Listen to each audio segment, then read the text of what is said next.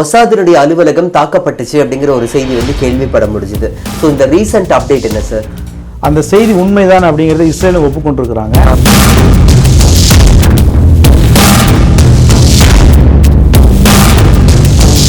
திட்டமிட்ட ஒரு இனப்படுகொலை செஞ்சிருக்காங்க.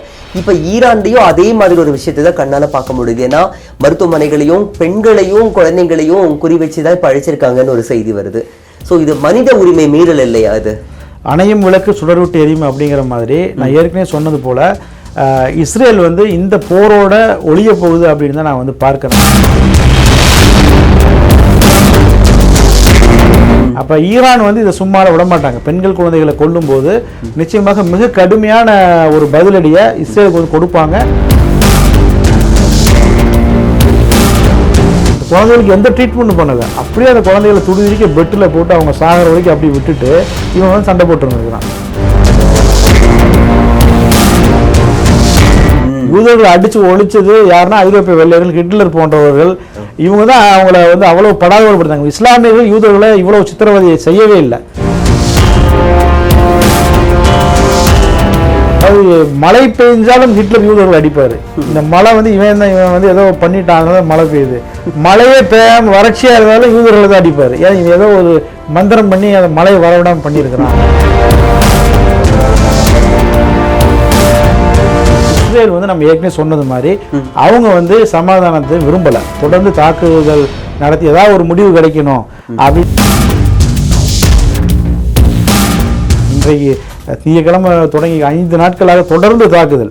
இன்னைக்கு வந்து செவ்வாய்க்கிழமை பார்த்தீங்கன்னா தொடர்ந்து ஈரானின் பல இடங்கள்ல தாக்குதல். ஆனா ஈரான் வந்து ரொம்ப வந்து ப்ரொபோஷனல் ரெஸ்பான்ஸ் தான் பண்றாங்க. ஈராக்கை பிடிச்சது போல, ஆப்கானிஸ்தானை பிடிச்சது போலலாம் ஈரானை வந்து தரை வழியாக யாராலும் நெருங்க முடியாது.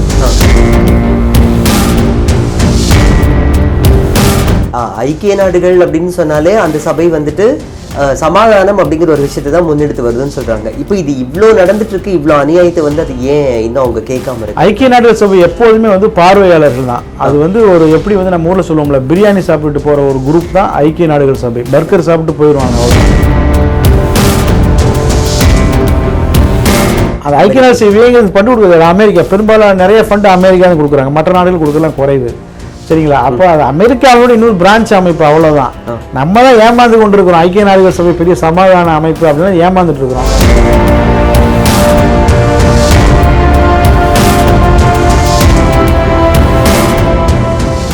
வணக்கம் சார். வணக்கம் பரணி. இப்போ இஸ்ரேலுக்கும் ஈரானுக்கும் இடையிலான போர் வந்து கிட்டத்தட்ட 4-5 நாட்களா போயிட்டே இருக்கு. இதுல குறிப்பா மொசாதினுடைய அலுவலகம் தாக்கப்பட்டுச்சு அப்படிங்கிற ஒரு செய்தி வந்து கேள்விப்பட முடிஞ்சுது. ஸோ இந்த ரீசன்ட் அப்டேட் என்ன சார்? அந்த செய்தி உண்மைதான் அப்படிங்கிறத இஸ்ரேலும் ஒப்புக்கொண்டிருக்கிறாங்க. நேரடியாக மொசாத் அலுவலகம் சொல்லாம மத்திய இஸ்ரேல்ல ஒரு பகுதி தாக்கப்பட்டிருக்கு அப்படிங்கிற மாதிரி சொல்லியிருக்கிறாங்க. அதாவது வந்து இப்ப பெஞ்சமின் நெதன்யாகு வந்து நம்ம ஏற்கனவே சொன்ன வெறி பிடித்த நாயை போல அவர் வந்து போர் வெறியோடு மிக தீவிரமாக தாக்குதலை நடத்திட்டு வர்றாரு. ஈரான் பலமுறை எச்சரிச்சிட்டாங்க. ஈரான் வந்து பல ஸ்டெப் இறங்கினாங்க.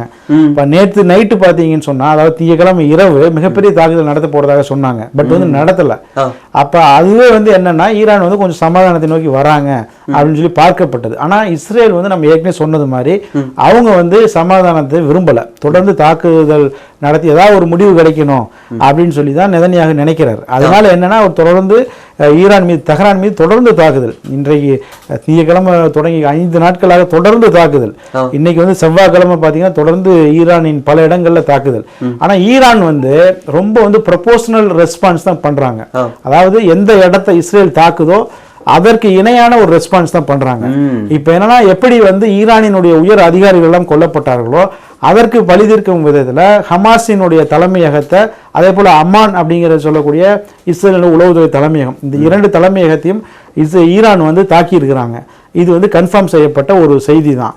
எனவே வந்து பாத்தீங்கன்னா, அதாவது எப்படி வந்து 2ஆம் உலக போர்ல வந்து ஜெர்மனி ஒரு வெறி பிடித்து அலைந்து பிறகு வந்து தக்க அடியை வந்து வாங்கியதோ அதே போன்ற ஒரு அடியை வந்து இப்போ வாங்குவதற்கு இஸ்ரேல் தயாராகிட்டு வரதை நம்ம பார்க்க முடியுது. நம்ம ஏற்கனவே சொன்னது மாதிரி நிச்சயமாக இந்த போர்ல இஸ்ரேல் வெல்ல போவது கிடையாது. அவங்க வந்து பாலஸ்தீன காசாவிலையும் வெல்லல, லெபனான்லையும் வெல்லல, ஏமன்லையும் வெல்லல.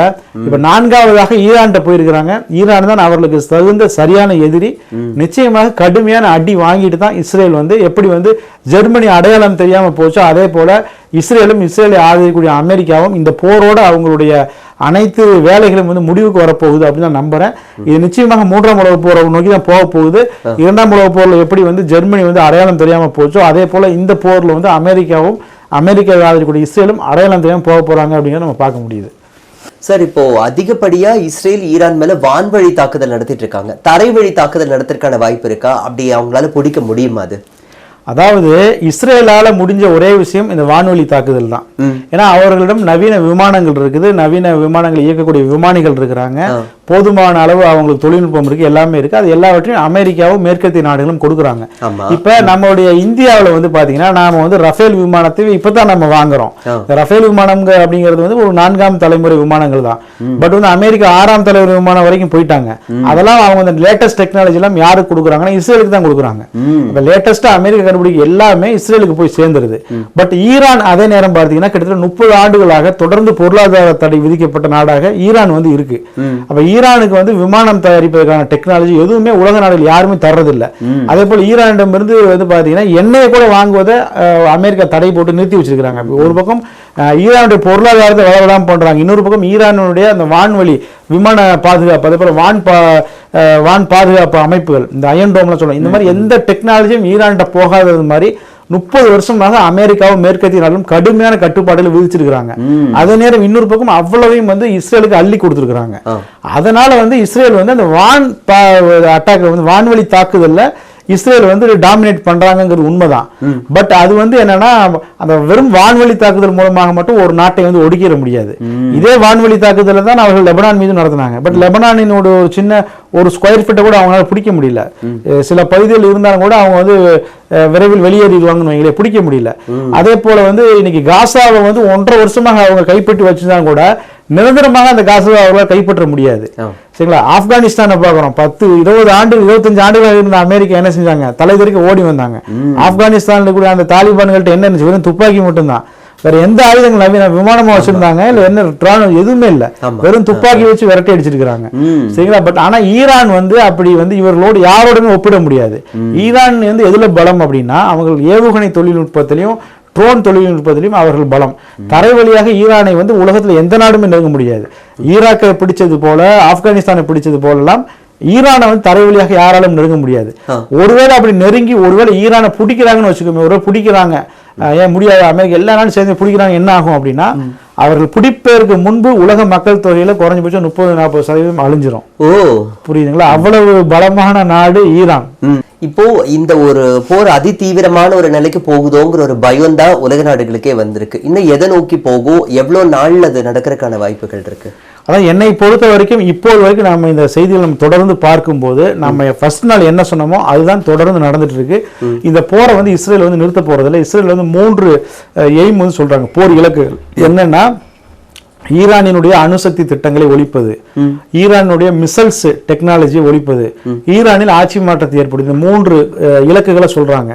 ஏற்கனவே காசா போருக்கு ஒரு 3 இலக்குகளை சொன்னாங்க. அந்த 3 இலக்குகளை இன்ன வரைக்கும் நிறைவேற்றல. சரிங்களா? காசா பக்கத்துல தான் இருக்குது. காசா ஒரு சின்ன நிலப்பகுதி, காசாவை சுத்தி வளைச்சாச்சு. கிட்டத்தட்ட 4-5 லட்சம் இஸ்ரேலிய ஆக்கிரமிப்பு படைகளை கொண்டு அந்த காசாவை சுற்றி வளைச்சாச்சு. வளைச்சு 700 நாள் ஆச்சு. 700 நாள் ஆகியும் இன்னும் வந்து காசாவில் போர் இலக்குகளை இஸ்ரேலால் எட்ட முடியல. இப்ப புதுசா இன்னொரு போர் இலக்கு ஈரான் மேல 3 இலக்கு. ஒன்னு வந்து மிசைல் டெக்னாலஜி, அதாவது வந்து அணு ஆயுத தொழில்நுட்பம். அணு ஆயுத தொழில்நுட்பத்தை நம்ம நேரத்தை பேசணும். அதாவது ஈரானுடைய 3 அணு ஆராய்ச்சி நிலையங்கள் ஈரான்ல இருக்கு.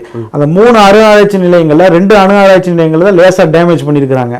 சரிங்களா? 3வது அணு ஆராய்ச்சி நிலையம் வந்து பூமியிலிருந்து கிட்டத்தட்ட 1500 அடி கீழே, 1500 மீட்டர் கீழே, 1.5 கிலோமீட்டர் கீழே இருக்கு, மலைப்பகுதியில் நிறைந்தது. அதை வந்து கிட்டத்தட்ட 15,000 கிலோ எடை கொண்ட வெடிகுண்டு போட்டா கூட அது ஒன்றாகாது. அமெரிக்கா இருப்பதே 13,000 கிலோ எடை கொண்ட வெடிகுண்டு தான். அதை போட்டாலே அது ஒன்றாகாது. அப்ப அதை எதுவுமே செய்ய முடியாது இவங்களால. 2வது போர் இலக்கு என்னன்னா மிசைல் டெக்னாலஜி ஒழிப்பது. மிசைல் டெக்னாலஜியை வந்து இன்னும் ஈரான் ஃபுல்லா பயன்படுத்தவே இல்லை. பயன்படுத்தினாங்கனாவே ஈரான் வந்து இப்போ இஸ்ரேல் பாதி காலி ஆயிரும். அப்ப அதையும் இவங்க ஒழிக்க முடியாது. அடுத்து ரிஜிம் சேஞ்ச், ஆட்சி மாற்றம். ஆட்சி மாற்றத்தை வந்து இவங்க இந்த வான்வழி தாக்குதல் மூலமாக எல்லாம் ஆட்சி மாற்றத்தை கொண்டு வர முடியாது. அப்ப 3 ஃபெயிலியர் ஆக போது. ஆனாலும் வந்து இஸ்ரேல் இந்த போர் நிறுத்த போறது இல்லை. எனக்கு தெரிஞ்சு எப்படியும் வந்து இன்னும் ஒரு 10-15 நாள் நடத்துவாங்க. இது நிச்சயமாக எனக்கு தெரிஞ்சு இஸ்ரேலுடைய முடிவில் தான் இது போய் நிற்கும் அப்படின்னு நான் பார்க்குறேன். எனவே வந்து இஸ்ரேல்கிட்ட இருக்கக்கூடிய பெரிய பலம்னா அது இந்த விமானங்கள் தான். அதை தவிர்த்து விட்டு இஸ்ரேல்கிட்ட வந்து என்னன்னா தீவிரவாத தாக்குதல் நடத்துவாங்க. ஒரு நாடு இருக்குன்னா அந்த நாட்டினுடைய அமைச்சர் யார், அவர் யார், இவர் யார் அப்படின்னு ஒரு பெரிய டீம் வச்சு ஆராய்ஞ்சு அவர் எங்கே போகிறார் எங்கே வர்றாரு எல்லாத்தையும் இது பண்ணி 2-3 வருஷமா தொடர்ந்து உளவு பார்த்து திடீர்னு வந்து ஒரு தீவிரவாத தாக்குதல் நடத்துவாங்க. இது ரெண்டை தவிர்த்துட்டு இஸ்ரேலால் வேற எதுவுமே செய்ய முடியாது. சரிங்களா? அவங்க வைத்திருக்கக்கூடிய விமானங்களை பாருங்க. F-35 அப்படிங்கிற அந்த விமானம் வந்து ஒரு விமானம் 750 கோடி ரூபா, ஒரு விமானம் 750 கோடி ரூபா. சரிங்களா? இப்ப 4 விமானங்களை வீழ்த்தி இருப்பதாக ஈரான் சொல்றாங்க. அப்ப கிட்டத்தட்ட ஒரு 3000 கோடி ரூபா பணம் வந்து இவங்களுக்கு பிரச்சனையே இல்லை. சரிங்களா? அந்த விமானம் F-35 விமானம்ங்கிறது கிட்டத்தட்ட பூமியிலிருந்து 15 கிலோமீட்டர் உயரத்தில் பறக்கக்கூடியது. நம்ம இமயமலை மாதிரி பல மடங்கு உயரத்தில் பறக்கக்கூடிய விமானம். அந்த விமானத்தை ஈரான் வீழ்த்தி இருக்கிறாங்க. புரியுதுங்களா? ஈரான்கிட்ட வந்து ஏர் டிஃபென்ஸ் இல்லை அப்படின்னு சொல்லிட முடியாது. வீழ்த்தி இருக்கிறாங்க. பட் போதுமான அளவு இல்லை. 200 விமானங்களை கொண்டு அட்டாக் பண்ணும்போது 10 விமானங்களை சுட்டு வீழ்த்தி இருக்கிறாங்க. F-35 விமானத்தை 4 விமானத்தை சுட்டு வீழ்த்தி இருக்கிறாங்க. அதே போல வந்து பார்த்தீங்கன்னு சொன்னா இந்த F-35 விமானம் வந்து கிட்டத்தட்ட 2000 கிலோமீட்டர் வேகத்தில் பறக்கக்கூடிய விமானம். 2000 கிலோமீட்டர் வேகத்தில் பறக்கக்கூடிய விமானம். அப்படிப்பட்ட விமானத்தை சுட்டு வீழ்த்தி இருக்கிறாங்க. அந்த அளவுக்கு ஈரான்கிட்ட டெக்னாலஜி இருக்குது. பட் இஸ்ரேல்கிட்ட டெக்னாலஜி என்ன அப்படின்னு சொன்னா இந்த வான்வழியில பறந்து போய் குண்டுகளை போடுறது. இது ஒண்ணுதான் வந்து அவங்க வந்து தொடர்ந்து செஞ்சுட்டு இருக்கிறாங்க. காசாவிலும் அதுதான் செய்யறாங்க. தரை வழியாக போய் அடிக்கிற அளவுக்கு இவங்கள்ட்ட எதுவுமே இல்லை. தரை வழியாக போய் எந்த நாட்டையும் இஸ்ரேலை பிடிக்க முடியாது. அந்த அளவுக்கு அந்த இஸ்ரேலுடைய ராணுவத்திற்கு மன வலிமை இது கிடையாது. ஃபுல்லா கஞ்சா போதையில பெண்கள் குழந்தைகளை கொல்றதுதான் அவங்களுடைய வேலையாக வந்து இருக்கு. இப்போ ஈரான் வந்துட்டு வான்வழி தாக்குதலையும் கெட்டிக்காரங்களா இருக்காங்க. சைபர் அட்டாக் வந்து பண்ணதா ஒரு பேச்சு அடிபட்டுச்சு. ஸோ இது எந்த அளவுக்கு நிஜம் நினைக்கிறீங்க? ரொம்ப நல்ல ஒரு முக்கியமான கேள்வி. இந்த போர் ஸ்டார்ட் ஆன உடனே இந்த 4-5 நாட்கள்ல மட்டும் இஸ்ரேல் மீதான சைபர் அட்டாக் அப்படிங்கிறது 700 மடங்கு அதிகரிச்சிருக்குது. 700 மடங்கு. அதாவது ஈரான்ல இருந்து ஒரு ஏவுகணை ஏவப்பட்டது அப்படின்னு சொன்னா அந்த ஏவுகணை வந்து இஸ்ரேலுக்கு வருவதற்கு முன்பே இஸ்ரேலியர்களுடைய மொபைல் போன்ல வந்து அலாரம் அடிக்க ஆரம்பிச்சிடும். அந்த ஏவுகணை எங்க அட்டாக் பண்ண போகுது, ஜெருசலம் அட்டாக் பண்ண போகுது அப்படின்னா ஜெருசலம் கூடிய அவ்வளவு இஸ்ரேலியர்களுக்கு மொபைல்ல வந்து அலர்ட் வந்துடும். இந்த பகுதியில் வந்து ஏவுகணை விழுக போகுது அல்லது வந்து இடைமறிக்க போறோம், அது வந்து வெடிக்க போகுது, உடனே நீங்க ஷெல்டருக்கு போயிருங்க, பதுங்கோலிக்கு போயிருங்கன்னு சொல்லி உடனே அலாரம் வரும். அதாவது ஈரான்ல இருந்து ஏவுகணை ஏவிட்டாங்கன்னா 10 நிமிஷத்துல அது வந்து இஸ்ரேல்ல வந்து அட்டாக் பண்ணிடும்.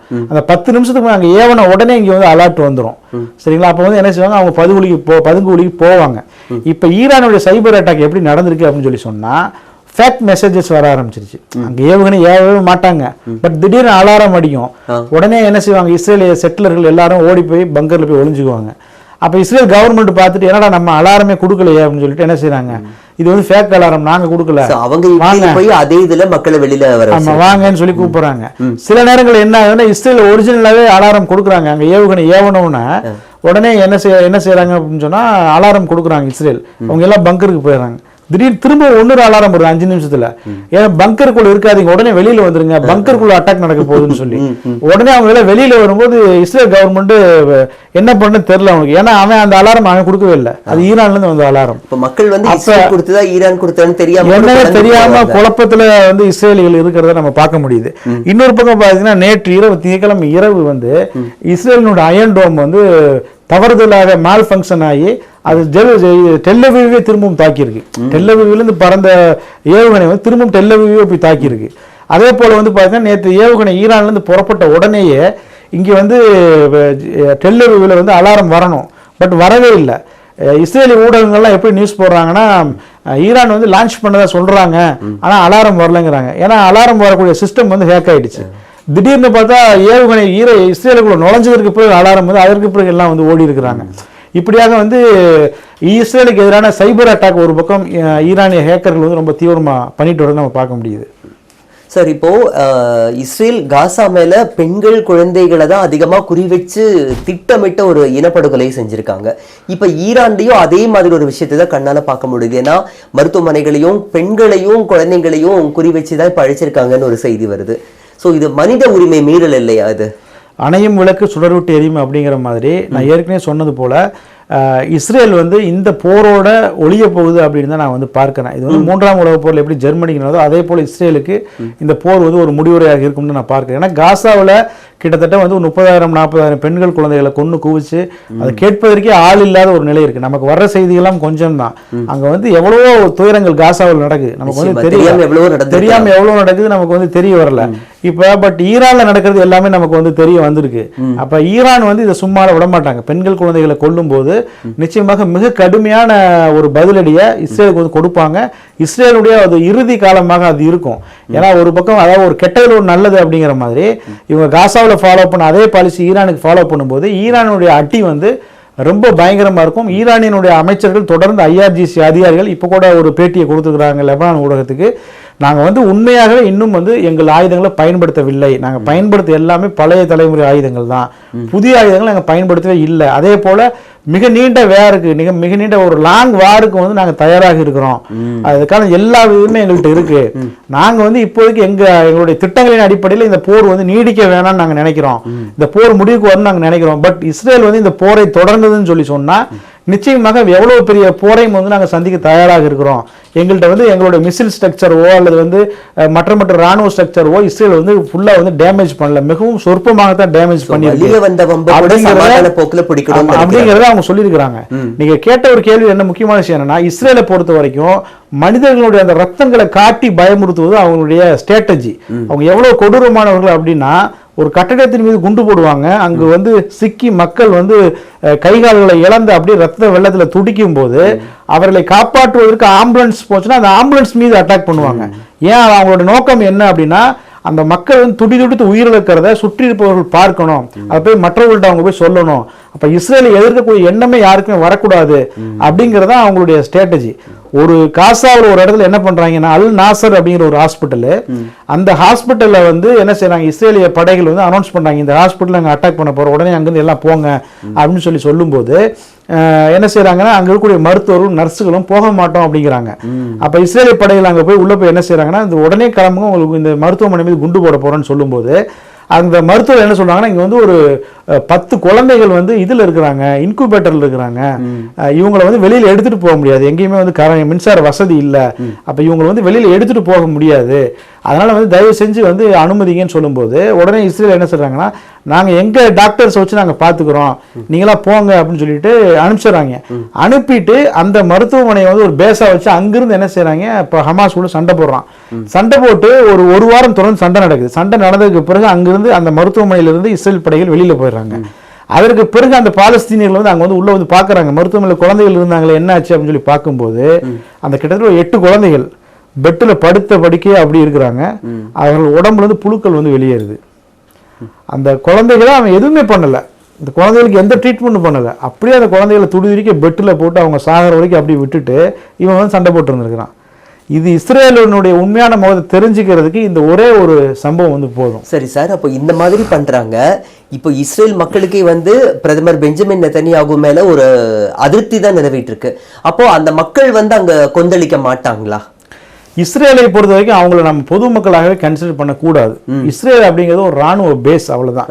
அமெரிக்காவிற்கும் அதே போல ஐரோப்பிய நாடுகளுக்கும் மத்திய கிழக்கில் இருக்கக்கூடிய அந்த எண்ணெய் வளங்களை கண்ட்ரோல் பண்ணுவதற்கு அங்க வந்து ஒரு அடியால் தேவை, ஒரு ராணுவ பேஸ் தேவை. ஏன்னா அவங்க வந்து ஒவ்வொரு தடவையும் மிலிட்ரியும் போர் விமானங்களையும் போர்க்கப்பலையும் கொண்டு வந்து இங்க வந்து அரபு நாடுகளை மிரட்ட முடியாது. அரபு நாடுகளுக்குள்ளேயே அவங்களுக்கு வந்து ஒரு ஆள் வேணும். இன்னொரு பக்கம் யூதர்களுக்கு வந்து யூதர்களுடைய அந்த தீய குணம் காரணமாக அவங்களுக்கு வந்து உலகத்துல எங்கேயுமே நிம்மதியா வாழ முடியல. அவங்க அடிச்சு ஒழிச்சது யாருன்னா ஐரோப்பிய வெள்ளையர்கள் தான். யூதர்கள் அடிச்சு ஒழிச்சது யாருன்னா ஐரோப்பிய வெள்ளையர்கள், ஹிட்லர் போன்றவர்கள்.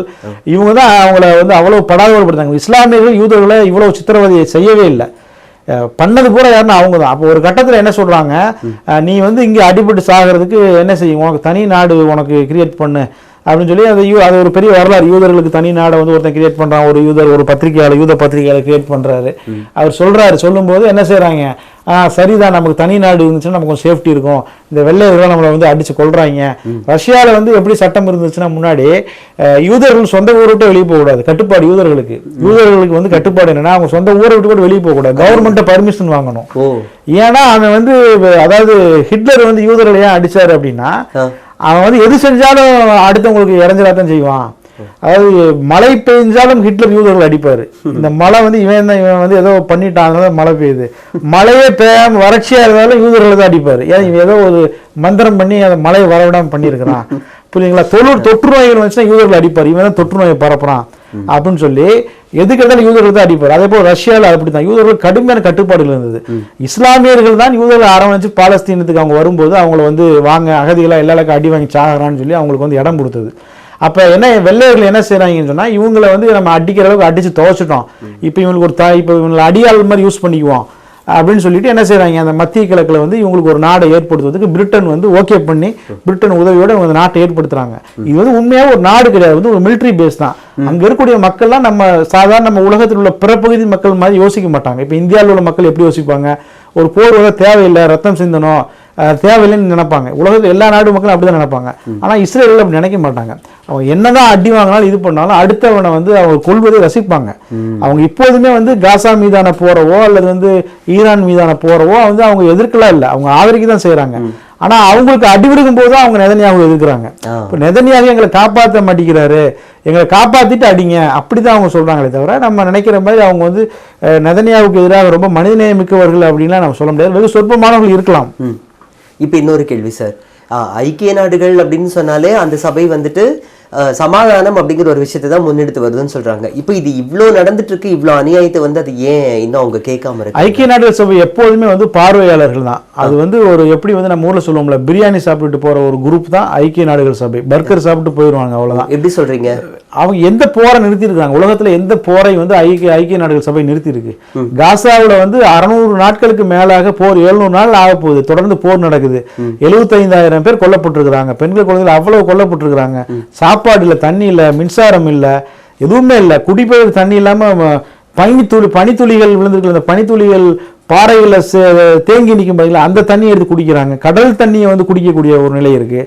இவ்வளவையும் இந்த ஐக்கிய நாடுகள் சபை என்ன செஞ்சது? இப்ப இந்த போரை நிறுத்தி இருக்கணும்ல இஸ்ரேல வந்து ஐக்கிய நாடுகள் சபையிலிருந்து தனி நாடு அங்கீகாரத்தை வந்து அவங்க ஐக்கிய நாடுகள் சபைங்கிறது எங்க இருக்கு சொல்லுங்க? அமெரிக்கால தான் இருக்கு சரிங்களா. அதுக்கு ஃபண்ட் கொடுக்கறது யாரு?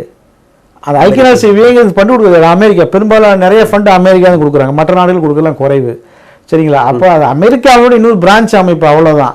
நம்ம தான் ஏமாந்து கொண்டு இருக்கிறோம். ஐக்கிய நாடுகள் சபை பெரிய சமாதான அமைப்பு அப்படின்னு ஏமாந்துட்டு இருக்கிறோம்.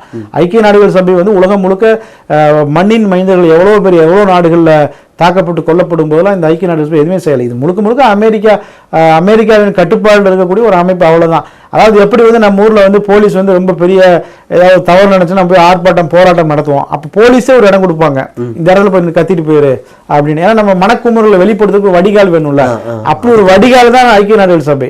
இப்ப பாலஸ்தீன தூதர் போய் அங்க வந்து என்ன செய்வார், அழுது புலம்பி தன்னுடைய மனக்குமுறலை வெளிப்படுத்திடுவார், அது ஒரு செய்தியாக வரும்.